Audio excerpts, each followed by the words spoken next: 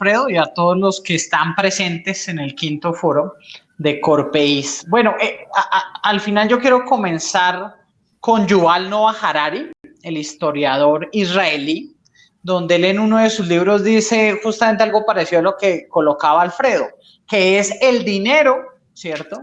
Es el único elemento que es reconocido en cualquier parte del mundo, sin importar la religión, sin importar la raza, sin importar la cultura, todos reconocen el concepto del dinero. Entonces, la evolución del mismo, pues nos ha llevado hasta aquí.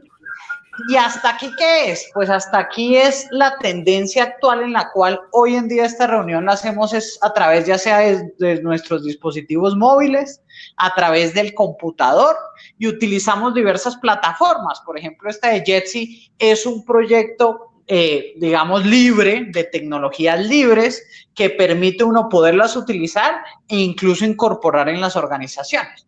Entonces, al final, primero va el entender que ese dinero va a migrar. ¿A qué me refiero con migrar? Pues va a pasar de lo físico a lo digital.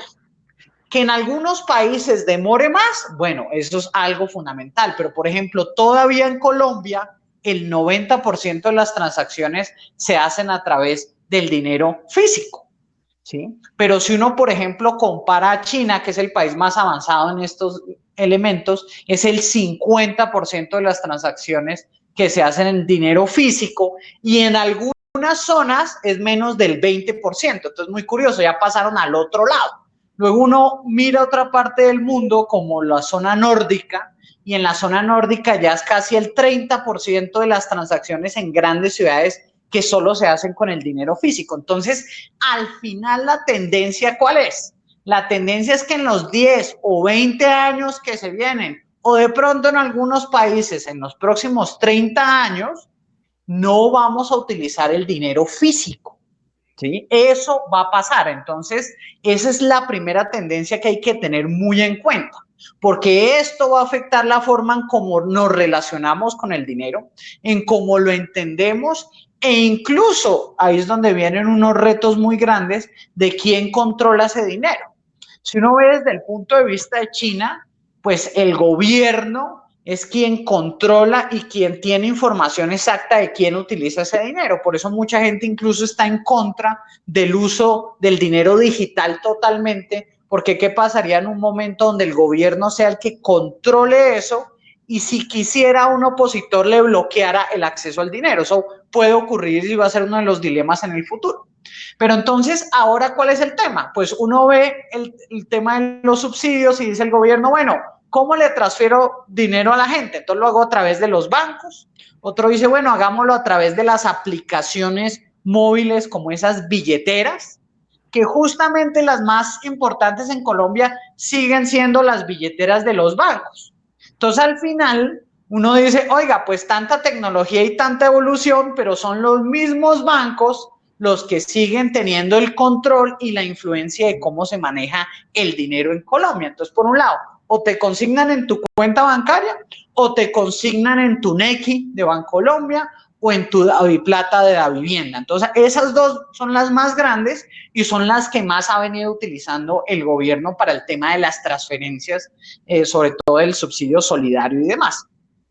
Pero entonces dicen, bueno, llegan otros competidores al mercado, que son otras billeteras digitales, como Tepaga, que está siendo utilizada para hacer sobre todo pagos de facturas. Y curiosamente vuelve a entrar otro banco tradicional, que es el Grupo Aval, y saca otra aplicación móvil que se llama Dale, que en el último mes alcanzó a tener 17,000 registrados. Entonces, uno ve el panorama y el panorama es pese a que está toda esta tecnología y todo este enfoque de digitalizar el dinero, pues son los mismos bancos, la misma banca tradicional que utilizando estos medios está capturando ese mercado, ¿sí? Entonces, ahí es donde se empieza a quedar el sector solidario específicamente e incluso el sector gobierno, porque ¿cómo es posible que el gobierno haga transferencias pero tenga que hacerlos a través de la banca privada o a través de esas empresas privadas y no use, por ejemplo, al sector solidario para esas transferencias. Entonces ahí es donde uno se va dando cuenta de cómo todos estos elementos colindan en esto que tenemos hoy en día.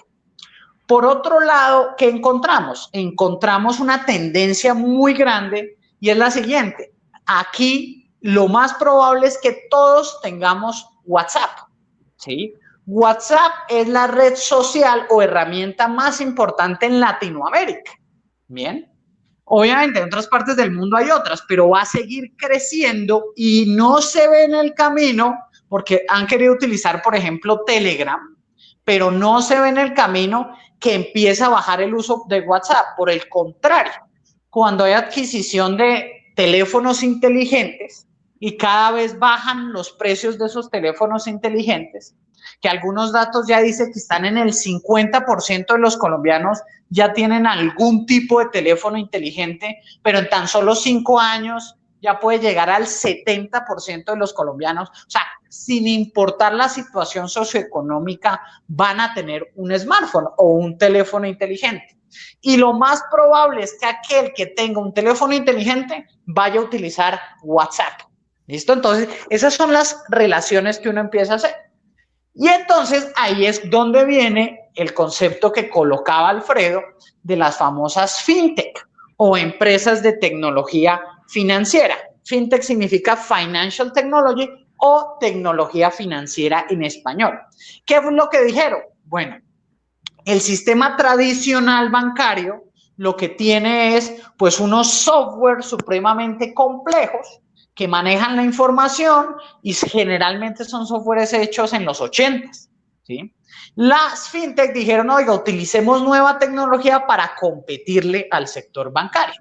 Entonces empiezan a surgir nuevas empresas en Colombia diciendo que ellas iban a atacar los gota a gota, ¿no? Entonces salen compañías como Lineru, bien, no sé si la han escuchado, pero Lineru en 8 años de creación ya ha otorgado 1 millón de créditos. Entonces imagínense, o sea, una empresa que lleva muy poco tiempo fue capaz de ser la primera en otorgamiento de créditos a nivel de Colombia, ¿sí? Ganándole a los mismos bancos que son los que más tienen dinero, pero sobre todo afectando al sector cooperativo y solidario. Pero empiezan a surgir otras fintech u otras empresas de tecnología que incluso llegan de otros países, como Omnibank de Chile, que se enfoca al tema de préstamos a empresas. Y uno empieza a observar esa tendencia. Pero hay un problema muy grande. El tema de Lineru, de Rapicredit y de todas estas empresas de préstamos ocultan cierta información. ¿Y cómo la pueden comprobar? Entren y visiten estas páginas. Ustedes van a sacar, por ejemplo, un crédito de 150,000 pesos. Bien. Ahí les dicen, oiga, la tasa de interés estamos por debajo de lo que nos pide el gobierno, ¿cierto? Dicen incluso que tienen una tasa del 25% efectivo anual, ¿bien? Pero cuando uno analiza y uno aplica ese crédito digital, primero te cobran la tasa del 25% efectivo anual, está bien, pero luego te cobran el acceso a la tecnología y luego te cobran un costo de administración y luego te cobran un seguro y luego te cobran el IVA. Entonces, cuando un ciudadano colombiano de ese 1 millón de créditos está aplicando a estas compañías de tecnología financiera, la tasa de interés real no es ese 25% efectivo anual, sino puede llegar a 25% efectivo mensual. Incluso hay empresas, y búsquenlas como Rapicredit, que los cálculos que nosotros hemos hecho llegan al 40% efectivo mensual. Y ustedes ven que los términos que le otorgan a la gente son de 30 días. Ahora, entonces yo por eso las denomino es que estas entidades son los gota a gota digitales, porque supuestamente fueron creados para combatir los gota a gota, pero lo que hacen es poner una capa digital, hacer que la gente aplique, te dan una tasa, pero si tú sumas todos los costos adicionales de tecnología, administración, seguros e IVA, imagínense, le están cobrando el IVA a la persona. Entonces, su tasa real puede oscilar entre el 25 y el 40% efectiva anual. Entonces, vean cómo es eso. Entonces, ¿qué es lo preocupante? Pues lo preocupante es que estas plataformas pues están quitando terreno, están ganando recordación de marca y sobre todo el gobierno nacional a través del Ministerio de Industria y Comercio hizo una alianza.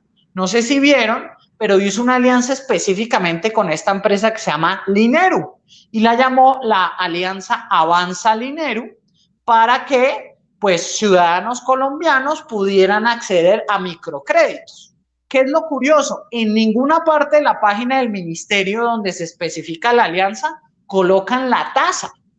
¿Sí ven? En ninguna parte se dice cuáles van a ser los beneficios de los colombianos que durante la pandemia van a realmente aplicar a eso. Entonces, de cierta forma dicen, sí, yo estoy utilizando la tecnología, pero es allí donde está fallando el uso de la tecnología. Entonces, esa es la segunda gran tendencia que yo estoy observando. Entonces, son estas compañías de tecnología financiera de préstamos que lo que hacen es cobrarte todo ese conjunto de elementos y por eso, pues al final la tasa real es mucho más alta. ¿Sí? Entonces, ese es uno de los elementos a tener en cuenta y por eso los invito a entrar y a hacer simulaciones para que se den cuenta de lo que estoy diciendo. Y el otro tema muy importante que llega son los bancos digitales o en su terminología del latín neobanco, o sea, un nuevo banco, que el más famoso es proveniente de Brasil, creado curiosamente por un colombiano que se llama el Nubank. El Nubank fue un banco que entró a Brasil, les tocó cambiar la legislación en Brasil desde el 2013, y luego se volvió el banco de mayor crecimiento en Brasil y miren lo curioso, de tarjetas de crédito.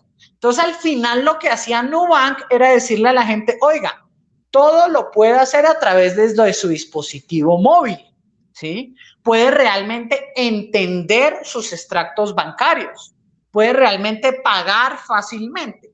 Y sobre todo, algo que no tienen las empresas colombianas en su generalidad, que utilizan tecnología, es que Nubank en Brasil decidió tener un servicio al cliente de alta calidad. ¿Sí? Entonces, ese es el otro elemento fundamental de este tipo de tecnologías. Entonces, lo que hizo Nubank fue, oiga, cuando usted está utilizando la banca digital del futuro, el nuevo banco, algo clave es que le contesten. Nosotros sabemos todos acá por experiencia que si intentamos comunicarnos con el banco, lo más probable es que nos manden, si conectamos por el chat, no tienen las respuestas que necesitamos. Si enviamos un correo electrónico, se demoran. Y si hacemos una llamada, pues podemos esperar varios minutos e incluso horas sin que nos resuelvan el problema. Es allí donde Nubank, utilizando la tecnología y yo diría el sentido común, porque el sentido común es que las organizaciones se dan por sus usuarios, se dan por sus asociados. Entonces, ¿qué dijo Nubank? ¿Por qué no hacemos que todas las personas que tengan el acceso a la plataforma y pidan ayuda sean direccionadas a los agentes de servicio que están entrenados para resolverlos en esa área en específico? Entonces, por ejemplo, yo tenía una duda en el tema de mis pagos de mi tarjeta de crédito, entonces no me van a mandar donde un agente que se especializa en temas de riesgo, sino en temas de pagos de la tarjeta de crédito. Y el sistema, ahí es donde se utiliza la tecnología, analiza, no es simplemente al final de vamos a hacer una llamada. Ahora cuénteme, de 1 a 5, ¿cómo se sintió? Porque es que eso no me da un indicador real. Si yo coloco 3, ¿eso qué significa? Que me lo solucionó a medias, me cansé. Si coloco 5, listo, me lo solucionó, pero fue en el tiempo que yo quería. Entonces son ese tipo de problemas que hay con el sistema actual que Nubank dijo vamos a resolver. Es por eso que diseñaron un sistema para analizar el comportamiento entre el cliente o el usuario y sus agentes de servicio. Y es tan así que es un sistema cíclico. ¿A qué me refiero con esto? Que va aprendiendo. Entonces el sistema dice, listo, lo asigné a Alfredo Gutiérrez, que era el agente de servicio de tarjetas, y me di cuenta que se está demorando mucho tiempo. ¿Qué debo hacer? Pues entrenar más a Alfredo para que pueda manejar mejor el problema. O en otro diría, oiga, ¿por qué no más bien cambio a Alfredo y lo pongo en otra área donde sé que él es mejor para responder y de esa manera el servicio al cliente mejora? Entonces, ¿sí ven? Eso es un cambio de mentalidad supremamente importante, porque es utilizar la tecnología para hacer un mejoramiento continuo, en este caso específico de Nubank, pues de el servicio al cliente. Entonces, por eso Nubank ha crecido tanto, incluso a nivel Latinoamérica, y Nubank dijo, oiga, voy a entrar a México y ya está observando cómo entrar a Colombia. Entonces uno diría, bueno, ¿por qué los nuevos bancos digitales colombianos no hacen lo mismo? Sí, curiosamente, habiendo que la tecnología existe, porque recordemos que la banca pues no está diseñada para servir a los usuarios. La banca está ahí para ganar mucho dinero y que sus usuarios sufran. Por eso es que hoy en día la banca, teniendo la tecnología, cuando la gente utiliza las aplicaciones móviles de compras digitales, ¿no?, que el gobierno promueve y sale el director de la DIAN a decir, oiga, para aprovechar el día sin IVA, pues haga compras digitales, sabiendo que la mayoría de gente no hace compras digitales, pero bueno, digamos, de los pocos que todavía hacen compras digitales, una vez tú haces la compra y por alguna razón no tenían el producto o tienen que rechazar después de que tú ya hecho la compra, se pueden demorar con tu dinero hasta 30 días. Entonces, las entidades bancarias juegan con nuestro dinero por 30 días, pero sí necesitaron que nosotros tuviéramos ese dinero en nuestra cuenta para poder pagar. Entonces, ahí es donde se demuestra que pese a que están diciendo que ponen tecnología, realmente no están cambiando la mentalidad. Por eso es muy importante el tema de la mentalidad, porque la mentalidad no es decir, oiga, voy a utilizar estas tecnologías tan magníficas, sino al final, ¿esto para qué me va a servir? Y viendo el caso de las cooperativas, hay cooperativas de más de 60 años, ¿sí?, que han fortalecido el sistema solidario en toda Latinoamérica. Pero ¿cuál es el problema? Los bancos empiezan a ofrecer sus billeteras digitales. Llegan estas fintech digitales y empiezan a ofrecer los préstamos. Van a llegar bancos digitales que van a competir con el sistema. Entonces, la pregunta que le queda al sector cooperativo es, ¿qué hacemos? ¿Sí? Uno, por ejemplo, observaba lo que hace Fecolfin, y ellos decían, oiga, pues nosotros cada año enviamos gente a los Estados Unidos, al famoso Valle del Silicón, para que aprenda la gente y luego vuelven y nos comparten. Pero no ha habido iniciativas realmente de transformación digital del sector solidario. ¿Y por qué es necesario? Por varias razones. Una, para poder competir contra esta ola que se viene. Es una ola que el coronavirus, el COVID-19, lo que hace es acrecentar los problemas. El primer problema es que ya la gente, al tener smartphone, sin importar la edad, ojo ahí, porque uno diría, no, solamente son para los que les gustan aplicaciones móviles como esa llamada TikTok, que es una aplicación donde la gente filma pequeños videos y la utilizan los adolescentes. Pues no es tanto eso, porque ya las personas mayores, más de 70 años incluso, están diciendo, oiga, ¿para qué más puedo utilizar mi dispositivo móvil? ¿Sí? Antes había un miedo hacia el uso de esos dispositivos móviles, ahora conforme pasa el tiempo, se empiezan a acostumbrar las personas. Entonces, sin importar el rango de edad, ya la gente, por ejemplo, sabe utilizar súper bien el WhatsApp, ¿cierto?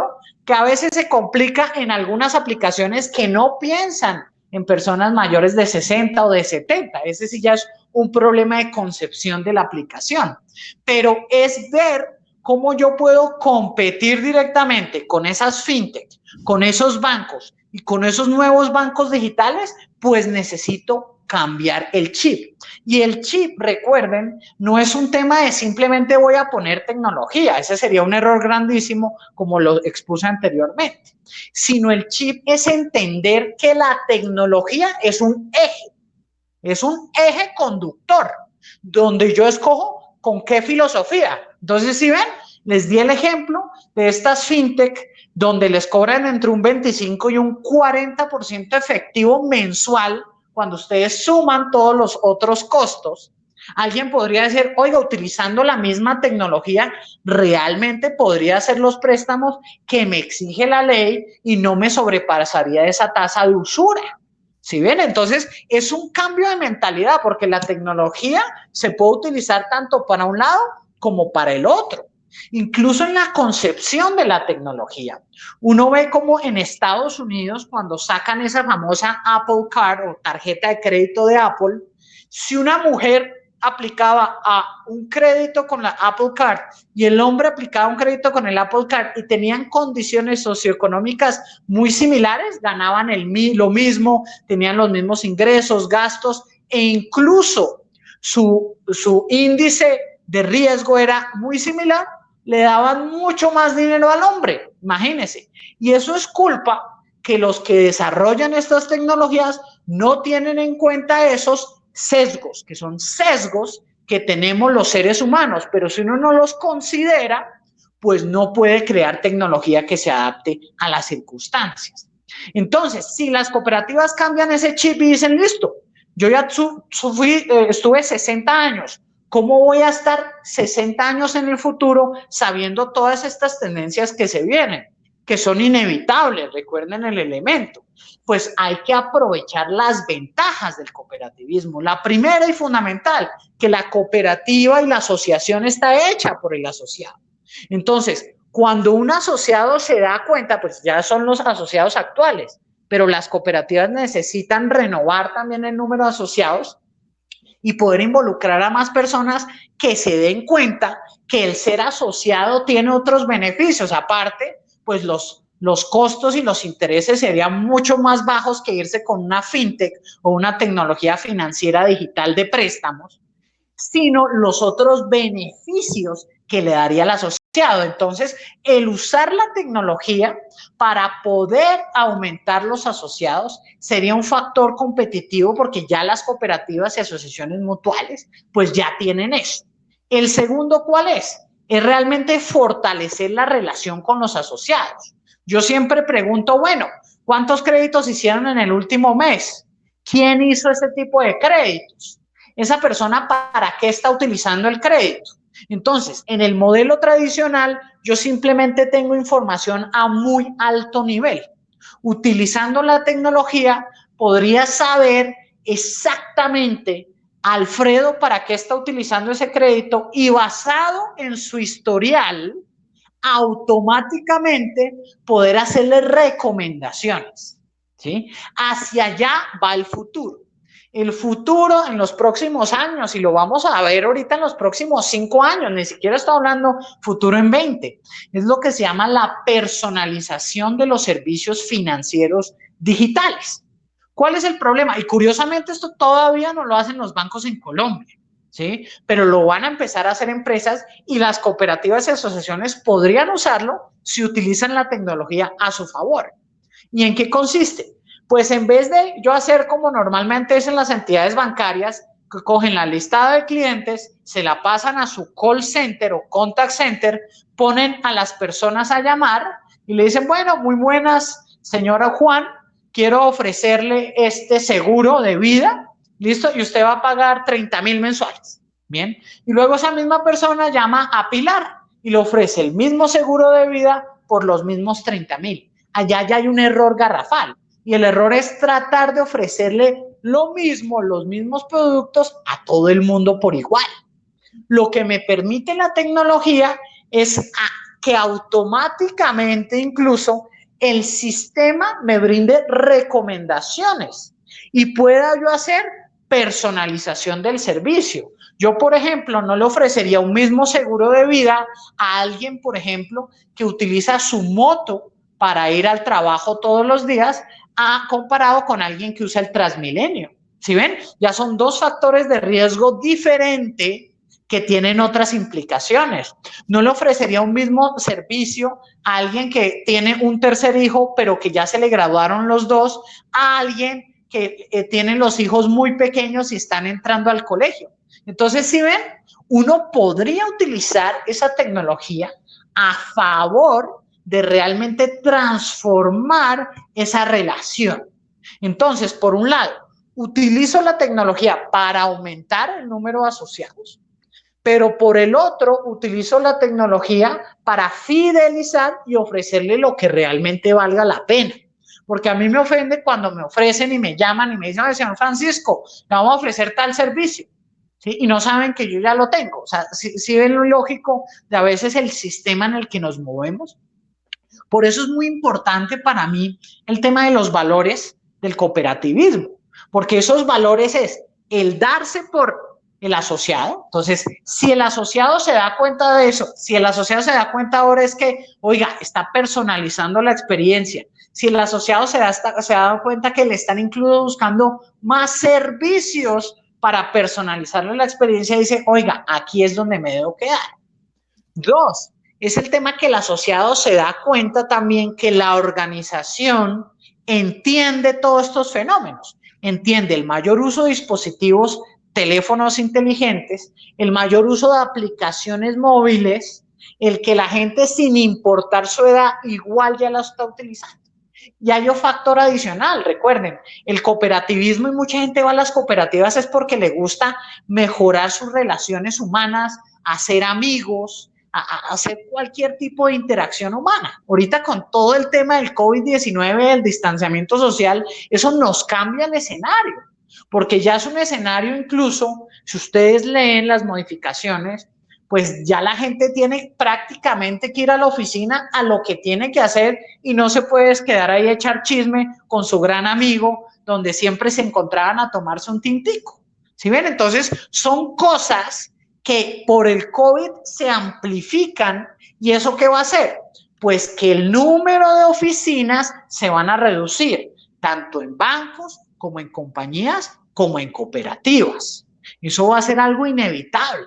Porque además, si por ejemplo las normas de bioseguridad me van a exigir que ahora solo pueda entrar el 50% de los que antes entraban y yo calculo los costos-beneficios, puede ser que incluso los costos de mantener esa oficina son demasiado altos. Y aparte, como le agregué todo el tema de bioseguridad, pues se me aumentaron esos costos. ¿Sí ven? Entonces, ese es el tipo de cosas y de tendencias que marcan el cambio, pero al final lo que yo siento y lo que hace que las organizaciones realmente se transformen utilizando un cambio de chip, ¿sí? O sea, si uno no cambia el chip y si sigue creyendo que simplemente voy a agregar una capa tecnológica a los procesos actuales, está muy equivocado, porque así no funciona el mundo y así no está evolucionando el mundo.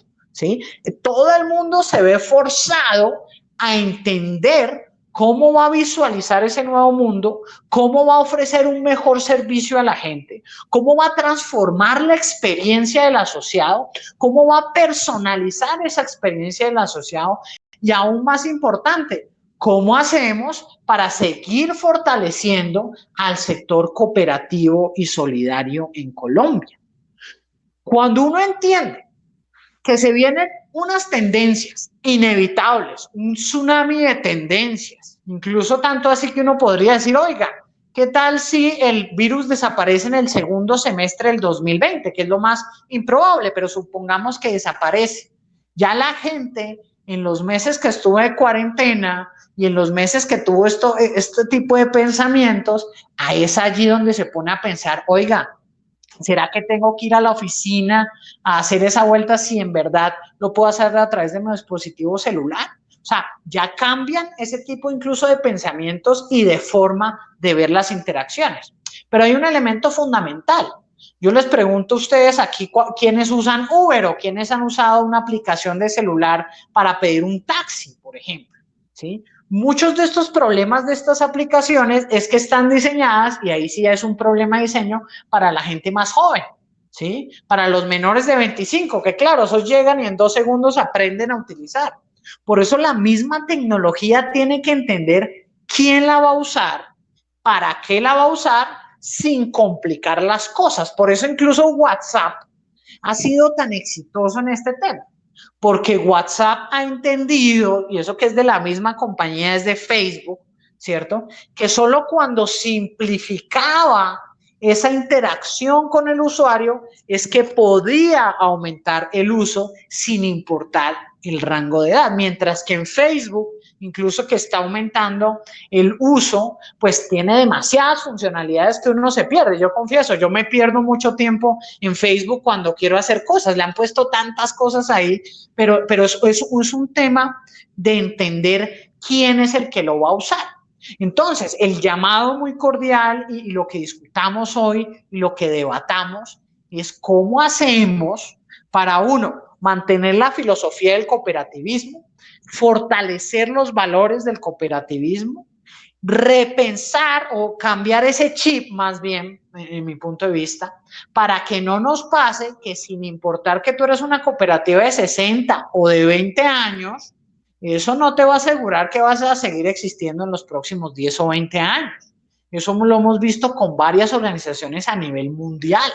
¿Sí? Es tan así que incluso las cooperativas en los Estados Unidos, una de las grandes tendencias es justamente invertir parte de ese dinero que ganan al año en compañías de tecnología financiera. Miren lo curioso, entonces se dieron cuenta, oiga, se vienen estas, nos van a quitar mercado, van a transformar esto, incluso uno ve el número de créditos, pues está bajando bastante a nivel general cuando uno lo analiza por segmento.